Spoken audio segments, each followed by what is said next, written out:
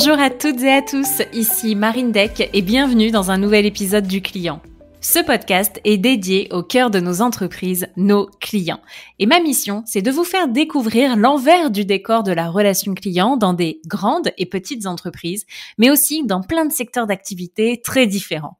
L'objectif pour vous, c'est d'identifier au travers de ces épisodes des astuces, des idées, des réponses à vos enjeux du moment afin d'améliorer votre relation client. Pour celles et ceux qui ne me connaissent pas encore, je suis Marine Deck, entrepreneur. Depuis 2 ans, j'anime ce podcast, ce qui m'a amenée à devenir conférencière, mais aussi à créer la boîte à outils du client, qui est la première plateforme pédagogique dédiée à l'expérience client. Si d'ailleurs vous avez besoin d'un coup de boost de toutes les astuces et retours d'expérience récoltés sur ce podcast, ou encore de templates, je vous mets le lien dans le descriptif de l'épisode vers cette fameuse boîte à outils du client qui va pouvoir devenir votre meilleur ami sur l'année à venir. Et maintenant, si vous êtes prêt à booster votre business et à donner du sens à vos journées en étant centré client, c'est parti pour un nouvel épisode. Très bonne écoute. Bonjour à toutes et à tous, bienvenue sur le nouvel épisode du podcast Le Client. Aujourd'hui, j'ai le plaisir de recevoir Sandrine Beltran. Bienvenue Sandrine sur ce podcast. Merci Marine, bonjour. J'ai le plaisir de te recevoir. Ça fait longtemps du coup que je voulais aussi qu'on ait un acteur comme le vôtre sur le podcast, donc je suis vraiment ravie. Et pour celles et ceux qui ne te connaissent pas, Sandrine, tu es directrice de la relation client de la Banque Postale depuis 3 ans et 1 mois, je crois. Exactement, je suis arrivée en plein confinement en avril 2020. Voilà, donc c'était sportif comme prise de poste parce que je n'ai pas pu aller tout de suite à la rencontre des équipes comme j'aime le faire. Et précédemment, effectivement, j'étais directrice de la relation client à la Société Générale. Donc ça a été un changement dans une période un peu trouble que nous avons tous subi. Alors, est-ce que tu peux me dire, Sandrine, au-delà du contexte sanitaire dans lequel tu es arrivée, mais dans quel contexte tu es arrivée d'un point de vue relation client à la Banque Postale? Quelles étaient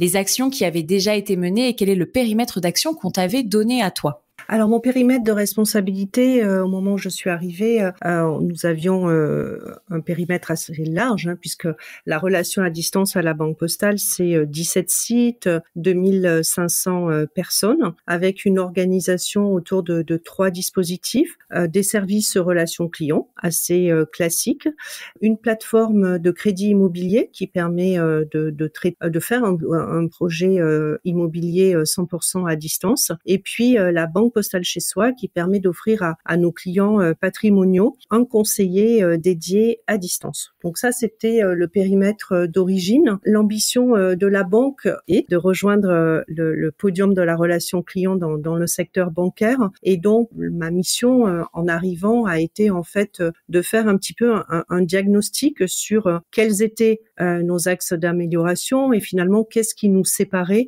des meilleurs acteurs compte tenu de cette ambition et de la nécessité d'améliorer en fait la qualité de service délivré à nos clients. C'est Marine, tu disais, je crois que on est la première banque qui parlons dans ton podcast. Le secteur bancaire, on n'a pas toujours été des exemples en matière de relations clients, d'expérience client.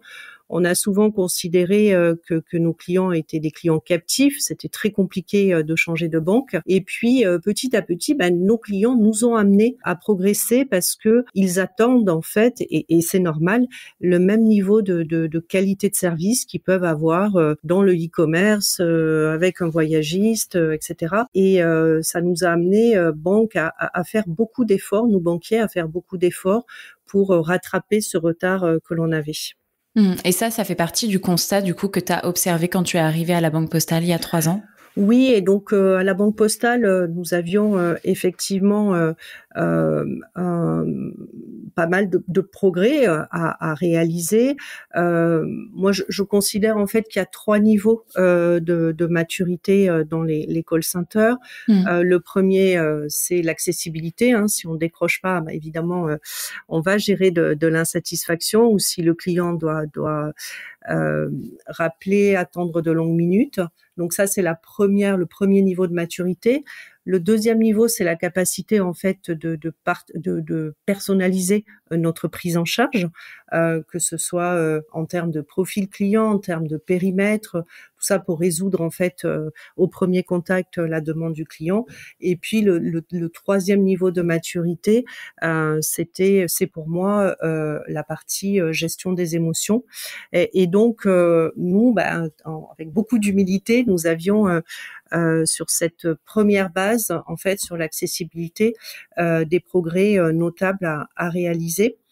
Une accessibilité qui était décalée par rapport aux meilleurs acteurs et surtout sur certaines plages horaires et particulièrement en début de mois.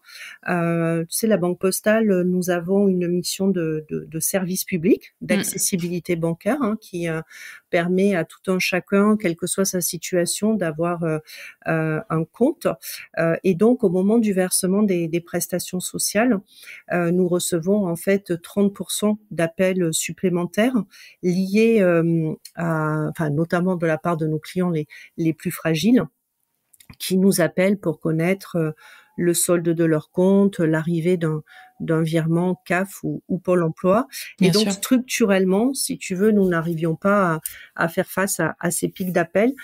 Et donc, nous avions une accessibilité qui chutait en début de mois. D'accord. Quand tu parles d'accessibilité, pour que nos auditeurs sachent, c'est quels indicateurs est-ce que tu vas suivre? Qu'est-ce que tu vas regarder du coup sous le capot quand tu veux checker finalement que l'accessibilité de tes call centers est validée, que ta première étape est validée? Alors déjà, c'est notre capacité à décrocher. Nous avions Donc le taux de décroché. Le taux de décroché, nous avions un taux de décroché autour de 60%, ce qui évidemment nous mettait en difficulté dans notre relation client. Et donc toute la transformation dont on va parler ensuite nous a amené à l'objectif principal, c'était de remonter cette accessibilité. Donc, c'est ce taux de décroché. Ça va être la durée moyenne de traitement. Ça va être aussi un volet productivité avec le nombre d'appels pris par nos équipes. Donc, tous ces indicateurs, en fait, vont contribuer à ce que quand le client compose le 3639, qui est notre numéro court, nous soyons joignables et que nous prenions rapidement en charge nos clients. D'accord, très bien. Et donc à partir du moment où tu as identifié lors de ta prise de poste et des premiers mois, j'imagine, de ta prise de poste, que d'ores et déjà sur cette première étape, il y avait des choses à aller travailler. Oui. Qu'est-ce que tu as décidé de faire ensuite? Est-ce que tu vas regarder quand même ce qui se passe au niveau des étages supérieurs finalement de ta pyramide, donc ta capacité à personnaliser, la gestion des émotions, ou est-ce que d'ores et déjà tu dis ok, stop, je m'arrête là et déjà on va faire en sorte d'améliorer ces éléments-là? Alors en fait, on a construit ce programme de transformation autour de 3 temporalités, des victoires rapides pour restaurer tout de suite l'accessibilité, des projets moyen terme et des projets long terme. On a regardé les 3 volets, c'est-à-dire l'accessibilité, la personnalisation et la partie émotion, culture client. Et donc, en fonction en fait de notre capacité à aller plus ou moins vite, on a construit notre trajectoire entre les victoires rapides, le moyen terme et le long terme. L'urgence, c'était évidemment et pour nos collaborateurs, parce qu'il n'y a rien de pire que de prendre en charge des clients qui sont mécontents, qui arrivent déjà énervés parce qu'ils sont pas arrivés à nous joindre. Donc la première étape en fait des victoires rapides qu'on a menées était vraiment centrée sur l'accessibilité. D'accord. Donc, on a passé tous nos flux en national. Nous avions des flux en national, des flux en régional. Notamment, notre plus gros flux était en régional, ce qui fait que si j'étais une cliente qui habite Marseille et que j'appelais, je composais le 3639, j'arrivais automatiquement sur le centre de relations clients de Marseille. Et même s'il était saturé, je continuais à rester sur le site, alors que peut-être ailleurs en France, il y avait d'autres sites qui avaient moins d'appels. Et donc, le fait de passer en national tous nos flux, le 3639 et les autres, nous a permis en fait d'avoir une meilleure résilience au niveau des pics d'appels, parce qu'en fait, le client, quel que soit son lieu géographique, est pris en charge directement par la première compétence disponible peu importe le lieu où il se trouve en fait. Oui, alors que tu aurais pu faire le choix de garder finalement ton approche régionale et avoir un système de débordement finalement sur d'autres secteurs géographiques, mais là vous avez directement contourné cette idée-là Oui. pour passer au niveau national. Tout à fait. D'accord. Tout à fait. Donc ça a été notre première mesure. La deuxième mesure en victoire rapide que l'on a prise, ça a été d'externaliser l'assistance banque en ligne. Alors comme je te le disais, on était en plein confinement, nous avions un enjeu de digitalisation de nos clients pour qu'ils puissent en fait se connecter à nos outils de self-care, que ce soit la banque en ligne ou le site internet. Or, lorsque le client nous contactait, nous avions sur ce flux-là particulièrement une accessibilité très basse et une prise en charge qui souvent n'apportait pas satisfaction parce que c'est des motifs qui, en dehors du classique mot de passe, cachent souvent des problématiques plus complexes au niveau technique, au niveau navigateur, device, etc. Et donc, nos conseillers n'étaient pas forcément à l'aise avec cette typologie d'appel qui s'éloignait de leur cœur de métier bancaire. Donc, nous avons externalisé auprès de Majorel uniquement cette file d'appel qui nous a permis en fait de retrouver de la capacité pour prendre en charge les appels plus dans le cœur de métier, dans notre cœur de métier bancaire. Très bien. Donc ça, c'était la deuxième mesure qui nous a permis là aussi de tout de suite remonter notre accessibilité sur l'assistance banque en ligne. Et la dernière mesure, nous avions une organisation avec d'un côté des services clients et de l'autre des commerciaux. Et en fait, nos commerciaux ne contribuaient pas à la prise en charge des appels entrants. Ils vendaient uniquement en campagne sortante ou sur transfert d'un appel entrant, ce qui fait qu'en cas de pic d'appel, il nous manquait en fait des ressources pour pouvoir prendre en charge nos clients. Et donc, nous avons en fait formé ces commerciaux à la prise en charge d'appels entrants pour qu'en cas de pic d'appel, nous puissions avoir une réserve de collaborateurs afin de maintenir ce niveau d'accessibilité. D'accord, ok. Donc ça a été un peu notre plan d'attaque pour la partie accessibilité. Bien sûr, nous avions d'autres projets plus moyen terme. Nous avons également déployé Lucie, notre callbot. Oui. Voilà, c'est le fruit de Lucie d'un partenariat avec Zion. Donc Lucie, elle prend en charge les motifs solde de compte et arrivée les opérations en cours et à venir, c'est-à-dire est-ce que j'ai reçu mon virement CAF, mon virement Pôle emploi. Nos clients en fait prononcent leur intention en langage naturel et dès lors que le motif d'appel est autour du solde de compte ou des opérations en cours et à venir, il est automatiquement pris en charge par Lucie. Très bien. Ça nous a permis en fait, alors d'abord pourquoi on a fait le choix du callbot, parce que c'est beaucoup plus inclusif qu'un chatbot puisque on n'a pas besoin d'être connecté à un outil de self-care, notamment pour nos clients qui vivent la fracture numérique. Ça permet la voix de pouvoir satisfaire un public plus large. C'est vrai. Et puis, le pic d'appel dont je te parlais de 30% au moment du versement des prestations sociales, en fait, Lucie, elle a une capacité de traitement illimitée et donc elle absorbe ce flux. En un an, tu vois, elle a traité 2 millions d'appels et chaque mois, elle représente entre 5 à 8 points de taux de décroché. Donc, c'est important. Voilà. On a aussi fait le choix de travailler la complémentarité entre nos conseillers et l'IA.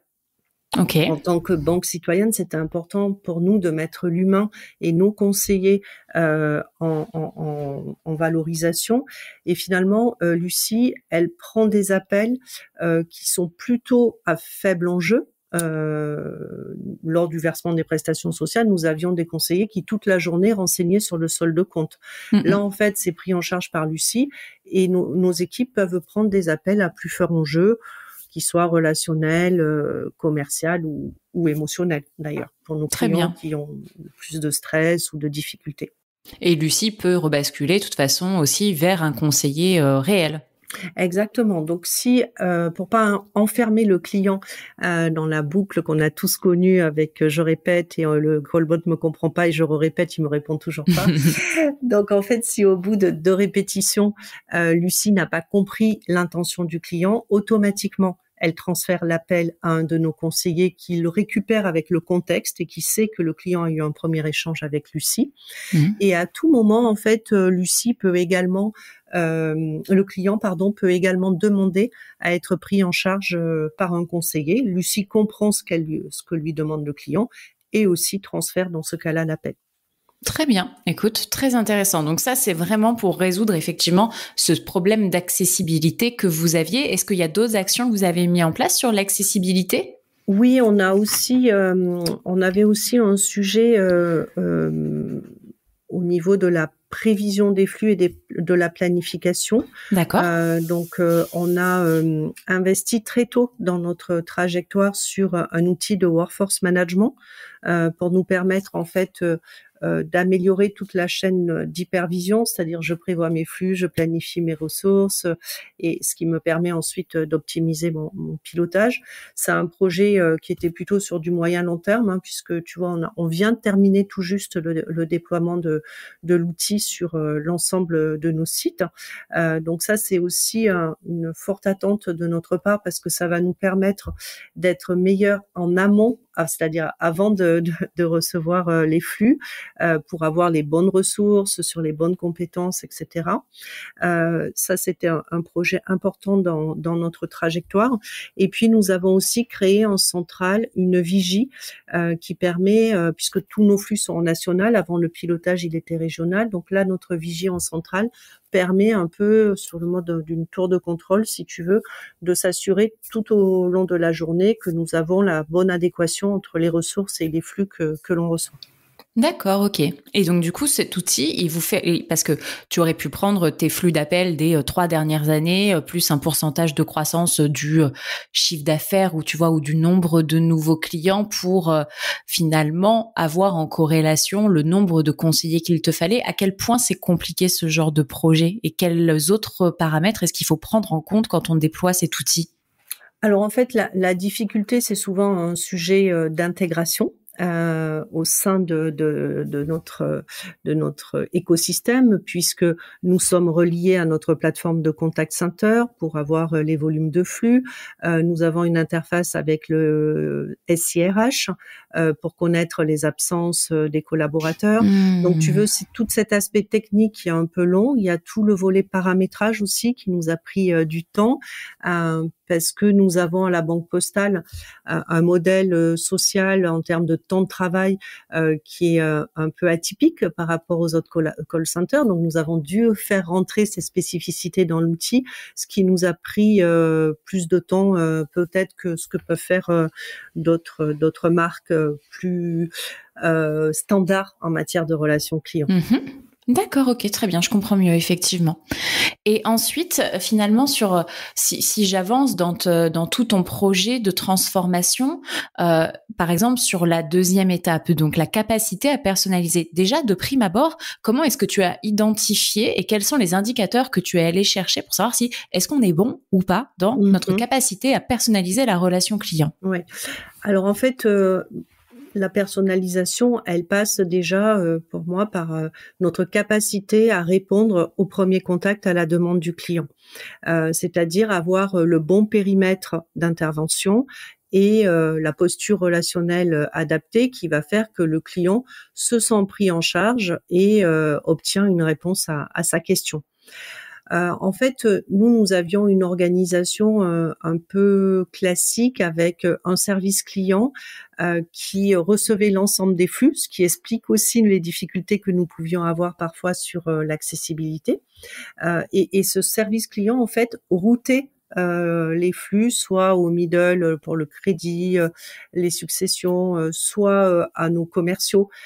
Et donc, en fait, dans notre organisation, nous avions systématiquement des ruptures d'acteurs avec des transferts d'appels et finalement une faible personnalisation parce que nos clients, nos conseillers, pardon, n'étaient pas experts sur leurs compétences, mais étaient plutôt des généralistes.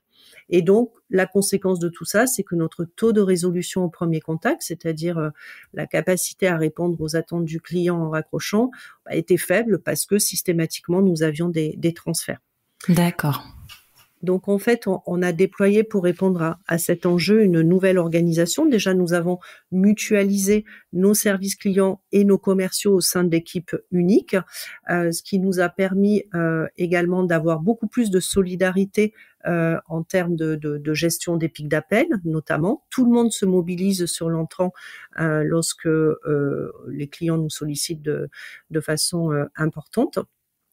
Et nous avons également déployé une organisation par compétences, avec des compétences fragiles pour traiter nos clients qui sont le plus en difficulté, des compétences patrimoniales pour ceux qui ont des profils financiers supérieurs. Nous avons des compétences commerciales, assurance, crédit à la consommation.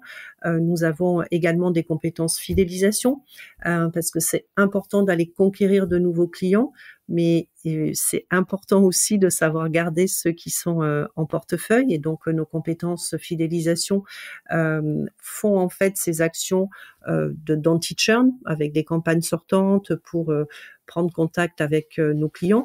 Et ça nous permet, en fait, si tu veux, en amont, en fonction du profil client ou du motif d'appel qu'il a formulé en langage naturel, de directement envoyer l'appel sur la bonne compétence, c'est-à-dire celui qui a le périmètre, qui a le plus de chances, en fait, de répondre à la demande du client. D'accord, ok. Et ça va aussi, alors il y a l'aspect technique, hein, évidemment, si les besoins d'un client fragile ou d'un client patrimonial sur du virement, par exemple, évidemment, c'est pas les mêmes. Donc, il faut adapter les seuils et les opérations qu'on est en capacité de faire sur les différentes compétences. Mais il y a aussi la posture relationnelle. On prend pas en charge en termes de vocabulaire, d'empathie, de la même façon, un client fragile qu'un client patrimonial. D'accord. Et tu leur as transmis finalement des guides. Quel a été le dispositif de formation, j'imagine, du coup, pour accompagner cette segmentation client et donc les différences qui doivent être faites dans le traitement de la relation avec eux? Oui. Alors déjà avant ça, on a fait une phase de recueil des souhaits où chaque collaborateur s'est positionné en fonction de ses appétences, de ses envies, puis de son parcours aussi, sur la compétence qu'il souhaitait. D'accord. Ça, c'était important en fait. Alors bien sûr, validé avec le manager par rapport au savoir-faire, hein, mais c'était important que chacun en fait puisse se positionner sur la file de clients, les profils de clients qu'il avait envie de traiter. Très bien. Donc tu leur montres finalement la future matrice, en tout cas la matrice que vous souhaiteriez construire en termes d'organisation. Et tu leur dis voilà, toi Marine, où est-ce que tu voudrais potentiellement te positionner? Exactement. Chacun s'est positionné sur une compétence majeure, une compétence mineure, sachant que tout le monde devait détenir le socle au quotidien, c'est-à-dire notre socle de base, pour permettre, contrairement à ce qu'on connaissait avant, que tout le monde puisse, sur le tronc commun, se mobiliser en cas de pic d'appel. Et donc, en fait, quand je suis, par exemple, une compétence fragile, je vais recevoir les appels de ma compétence majeure la majorité de mon temps, sauf en cas de pic d'appel où je vais me mobiliser également sur le socle quotidien, ce qui nous permet d'élargir, si tu veux, notre capacité de traitement. Donc ça, c'était la première étape importante, c'est-à-dire cette période de choix. Ensuite, effectivement, nous avons bâti un vaste programme de formation et de professionnalisation. Nous avons un organisme de formation interne, donc nous avons revu tous nos packages de formation pour, si tu veux, accompagner cette montée en expertise, puisque l'organisation par compétences implique la nécessité contrairement à l'organisation avant, mais d'être de plus en plus expert dans sa compétence majeure notamment. Et puis, avec les équipes terrain, nous avons co-construit des bagages de professionnalisation spécifiques à chacune des compétences. Et c'était important pour nous aussi de l'écrire avec le terrain, parce que nos équipes professionnalisation sur les sites ont la bonne vision de là où sont les collaborateurs, de ce dont ils ont besoin pour à la fois acquérir les techniques bancaires liées à leurs compétences, mais également tout le travail sur la posture, qui est évidemment celui qui prend le plus de temps. Et même si notre organisation est en place depuis le début de l'année, nous sommes encore dans la phase, si tu veux, de montée en compétences, évidemment, des équipes. Oui, c'est normal. Très clair. Donc, sur cette capacité à personnaliser, c'est ces projets-là que vous avez déployés. Et donc, enfin, sur finalement la gestion des émotions. Là, qu'est-ce que tu vas identifier de prime abord lorsque tu fais ton diagnostic et quelles sont les actions que tu mets en place derrière? Alors, c'est pour moi, c'était et c'est encore, on approche les progrès qu'on a à faire avec beaucoup d'humilité, c'est encore devant nous cette partie-là. C'est-à-dire qu'aujourd'hui, on a cranté l'accessibilité, on est autour plus de 80% d'accessibilité, donc on est dans les standards du marché. Notre organisation est en place et nous sommes dans une phase de montée en compétence de nos équipes. L'aspect émotion généralisé à l'ensemble reste encore une étape à cranter parce que si tu veux, on a des conseillers qui arrivent, mais c'est plus des cas individuels qu'une véritable signature relationnelle globale qui permet une prise en charge uniforme et cette fameuse gestion des émotions avec la capacité à surprendre le client. On n'y est pas encore de façon générale en fait. Donc ça, c'est tout le travail qu'on a à faire sur le volet culture client. Là aussi, nous avons investi en matière de formation. On a mis en place aussi un challenge qu'on a appelé les étoiles de la relation client. Si tu veux, chaque mois, les sites nous remontent leurs meilleurs appels et nous distinguons 4 appels sur chacune de nos catégories un peu clés. La personnalisation, l'émotion, le rebond commercial et l'appel sortant, qui sont un peu nos 4 enjeux. Et ce qui est intéressant, c'est que les appels, si tu veux, sont écoutés à chaque strate de l'organisation, au niveau du site, au niveau de la direction de la relation client au siège. Et à la fin de l'année, tous les lauréats concourent pour le prix du COMEX. COMEX écoute en fait les appels, le COMEX de la banque, écoute les appels dans les 4 catégories et désigne le prix du COMEX, ce qui permet aussi à nos dirigeants d'écouter la voix du client. Ça offre une super visibilité à nos équipes sur le travail qui est fait au quotidien. Et puis, il y a un prix du COMEX qui est remis lors de notre convention annuelle. Et donc, ça permet aussi, si tu veux, de systématiser ce qui n'existait pas chez nous de façon généralisée avant qu'on démarre ce programme de transformation, c'est-à-dire la partie écoute et débrief d'appel avec le collaborateur. Donc ça c'est vraiment quelque chose qu'on est en train d'ancrer dans les pratiques managériales pour que ça devienne systématique. Chaque conseiller ait un appel débriefé avec son manager.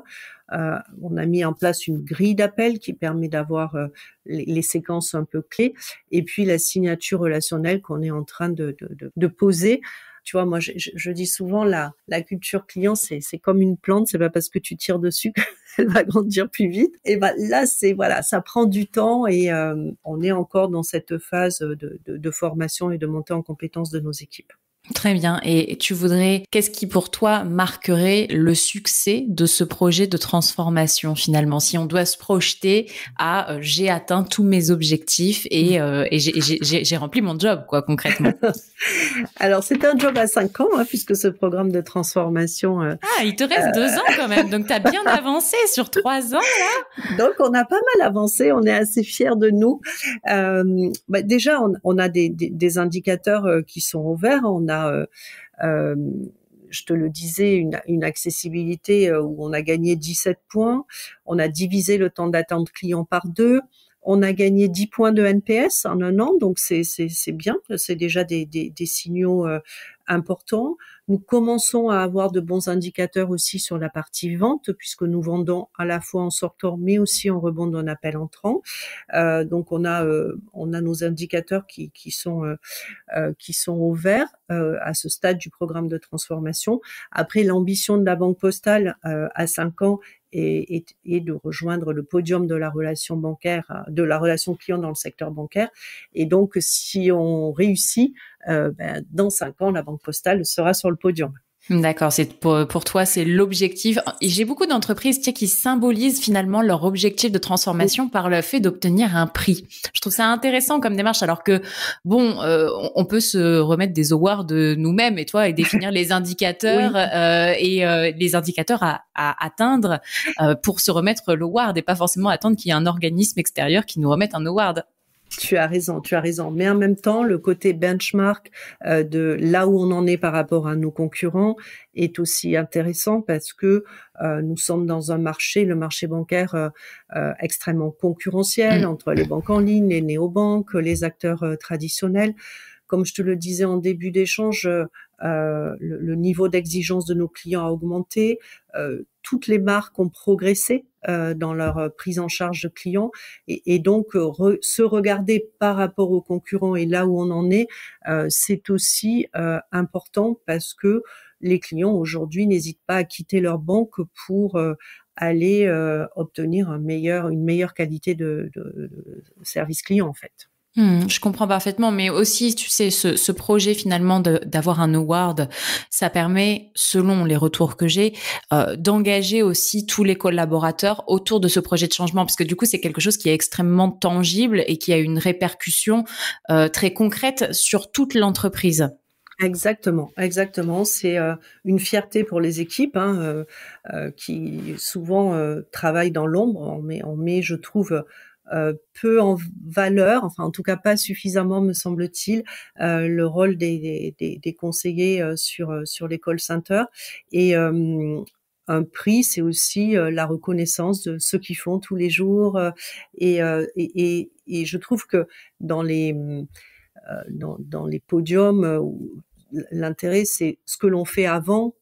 C'est-à-dire toute la préparation qui permet en fait de mobiliser finalement les conseillers sur un enjeu commun, pendant avec toutes les animations qu'on va mettre et puis aussi après avec la fierté qu'on a, etc.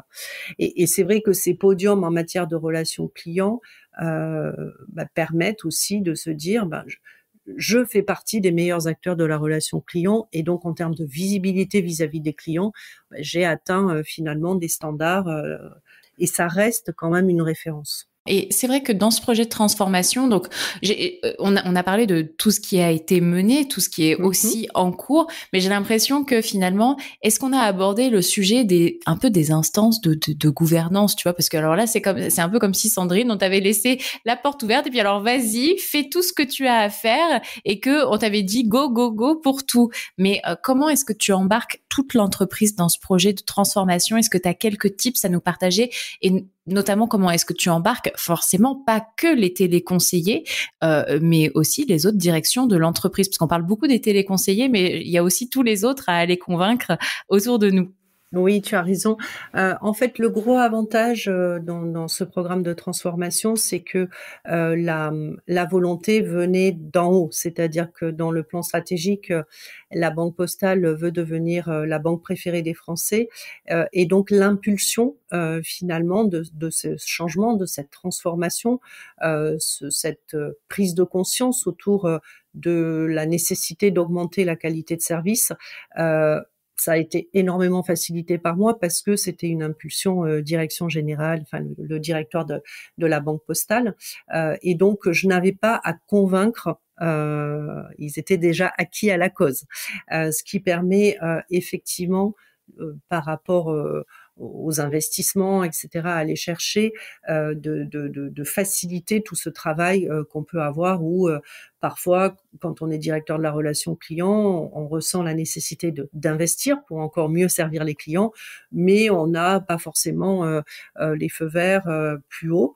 Là, ça n'a pas été mon cas et donc quelque part, ça a été pour moi énormément facilitant dans le sens où nous étions soutenus avec toute l'équipe, hein, c'est un travail d'équipe sur ces changements-là. Et comme je te le disais aussi, la prise de conscience que nous avions du retard à rattraper aussi. Donc ça a été toute cette mobilisation de l'entreprise dans un contexte social qui est particulier, hein, nous sommes une entreprise publique, donc nous avons des spécificités, mais il y a eu un dialogue social évidemment avec les partenaires sociaux. Il y a eu à convaincre sur ce changement de modèle parce que évidemment derrière la revalorisation du métier, il y a eu aussi une montée sur les exigences, le temps passé au téléphone. Voilà, donc c'est peut-être cet aspect-là qui a été le plus compliqué. Mais en même temps, sur les autres grandes directions de la banque, il y a eu plutôt une collaboration autour. Il y a eu même une énorme collaboration de l'ensemble des directions et notamment la direction des ressources humaines hein, qui a été clé sur toute la partie revalorisation du métier, des classifications, les investissements en matière de formation dont je parlais et ça a été précieux dans la réussite de ce programme.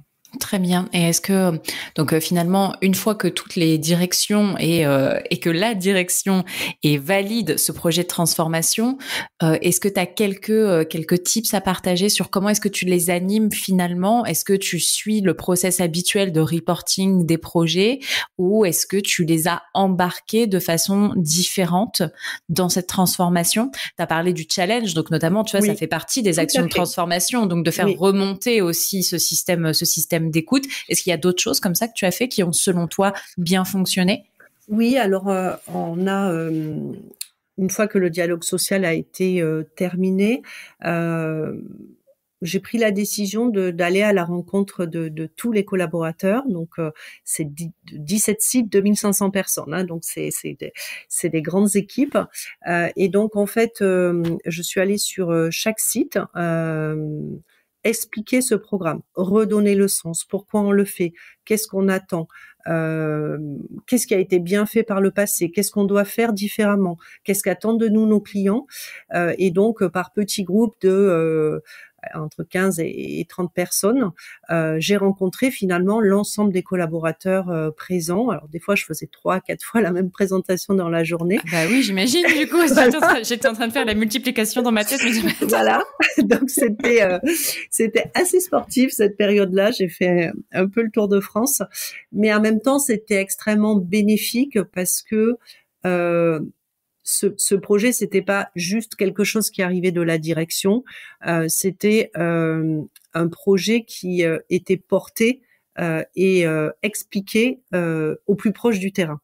Et il n'y avait pas tous ces échelons qui peuvent faire que quand on est sur une direction fonctionnelle du siège, on peut être perçu un peu comme une tour d'ivoire qui construit des projets un peu décorrélés du réel. Là, en fait, finalement, on avait des discussions. Certains n'étaient pas d'accord. Notamment, on a eu quand même beaucoup de freins sur la population de nos commerciaux qui devaient prendre des appels entrants alors qu'ils n'en prenaient pas. Donc, c'était forcément un changement de leur métier avec parfois l'impression de perdre aussi par rapport à ce qu'ils avaient. Mais globalement, on a été avec l'équipe très bien accueillis parce que et on a fait là tout récemment un questionnaire d'appropriation pour mesurer l'appropriation de la transformation. Et en fait, dans les points qui ont été appréciés parmi tous les accompagnements qu'on a pu faire, il y a eu ces roadshows parce qu'ils ont eu l'occasion de s'exprimer, d'être écoutés, ils ont pu développer des arguments, ils ont pu entendre les nôtres, et ça ressort comme les points forts dans l'accompagnement. D'accord. On a créé aussi une lettre, une newsletter qui permet en fait de tous les mois, ce qu'on a appelé l'écho des fronts, qui permet en fait tous les mois de donner une actualité sur le programme de transformation. Super. Ce qui se fait aussi sur les sites, parce que c'est important que les sites prennent la parole sur comment eux vivent cette transformation. Donc avec des témoignages, etc. On a toujours cet équilibre entre la vision siège et puis la vision site. Et donc, on a été énormément en accompagnement. Chaque nouvelle livraison, l'équipe se déplaçait sur site pour accompagner en fait les équipes. Et on a eu aussi cette co-construction qui finalement a permis quelque part d'associer les collaborateurs, enfin que ce soit d'ailleurs les managers ou les conseillers, et les responsables de professionnalisation, le pôle professionnalisation sur nos différents items. Très bien. Et si c'était à refaire, Sandrine, est-ce qu'il y a quelque chose que tu ferais différemment, que tu corrigerais? C'est une bonne question, ça. Ou quelque chose que tu aurais aimé faire en plus, que tu te dis, si on avait ajouté ça, peut-être que ça aurait pas été plus mal. On serait allé plus vite, plus loin, ou je ne sais pas. Écoute, bon, j'ai peut-être pas encore suffisamment de recul, puisque on est encore en train de conforter en fait tous ces changements qu'on a menés depuis 2 ans. Donc peut-être que je suis encore dedans, donc j'ai pas le recul nécessaire. Mais je trouve que globalement, dans le contexte social de la Banque Postale, nous sommes arrivés à mener ces changements de façon assez rapide finalement, hein, puisqu'on a changé l'organisation, on a changé les outils, on a changé la façon de piloter, on a changé la distribution des flux, donc on a changé beaucoup de choses. Je vois pas comment on aurait pu faire différemment. Peut-être que le point d'amélioration sur ce programme de transformation, c'est peut-être la culture client sur laquelle on a d'abord fait les briques de départ, hein, l'access, la personnalisation, et puis maintenant on est sur la partie plus culture client. Voilà. On aurait peut-être pu le paralléliser un peu plus tôt, mais honnêtement, c'était tellement de changements pour nos équipes qu'il fallait aussi qu'il y ait cette montée en appropriation en fait avant d'aller sur du qualitatif, tu vois. Donc je sais pas si on aurait pu faire beaucoup plus vite finalement que ce qu'on a fait avec l'équipe. Non, mais c'est intéressant comme retour d'expérience. Eh ben, écoute, Sandrine, merci beaucoup. Et alors, juste pour clarifier, parce que tu dis notre équipe, mais vous êtes combien dans cette équipe? Parce que j'espère que vous êtes nombreux quand même, vu le travail que vous avez mené.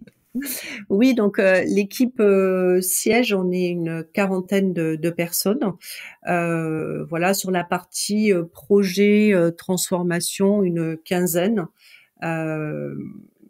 Et en fait, il y a une responsable de la transformation et puis un pôle projet, si tu veux, qui tous les projets workforce management, Lucie, le poste de travail unique, on en a pas parlé, les changements de routage de flux dont on a parlé, tous ces projets-là ont été menés par le pôle projet, et on a fait une transformation, je crois que c'est aussi important de le noter, avec alors sur des petits points d'expertise, on est allé chercher de l'aide externe, mais la quasi-totalité du programme a été portée par des équipes internes à Banque Postale, et DSI bien sûr, et ressources humaines. Ce qui a permis, je trouve, aussi une proximité avec les équipes.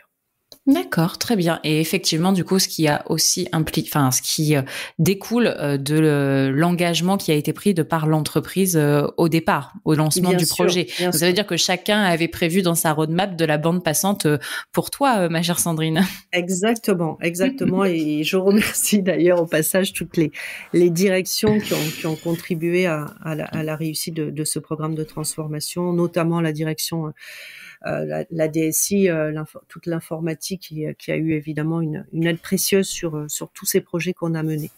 Très bien. Eh ben, écoute, Sandrine, franchement, félicitations. Merci pour ce partage. J'ai vraiment l'impression, tu vois, je me dis là, on pourrait faire toute une infographie sur le projet de transformation de la Banque Postale. C'est hyper intéressant et merci d'avoir été si transparente dans ton retour d'expérience. Ça a vraiment beaucoup de valeur, je pense, pour nos auditeurs. Merci Marine.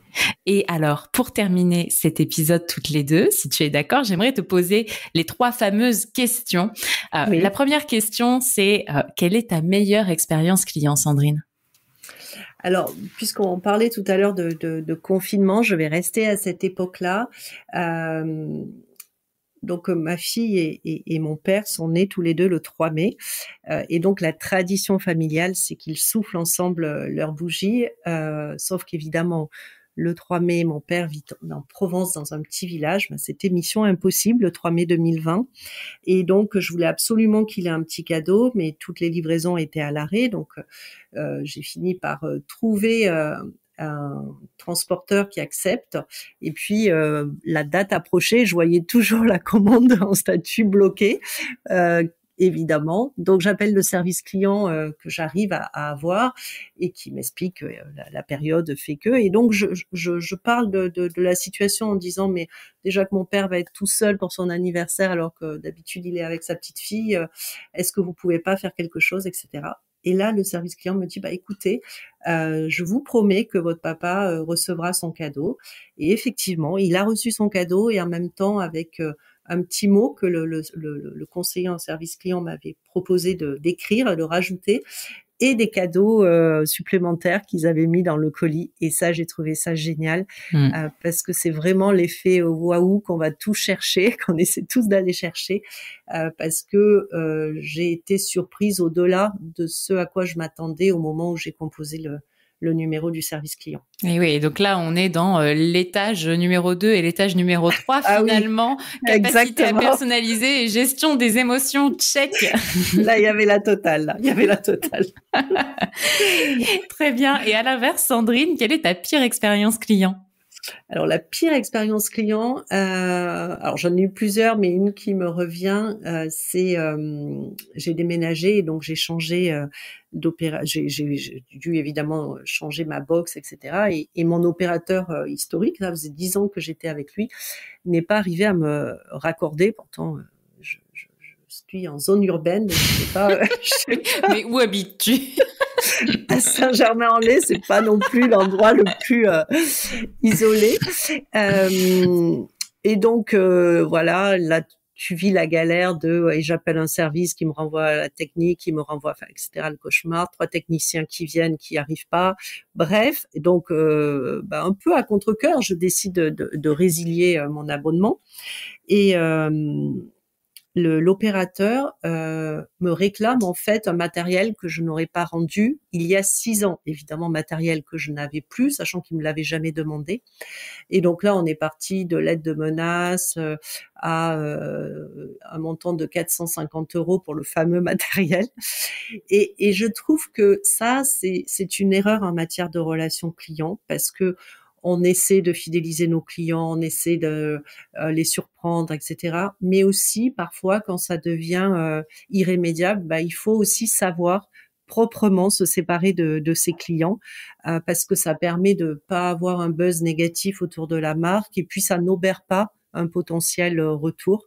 Et là, je me suis dit, bon, c'est raté, je reviendrai plus chez cet opérateur.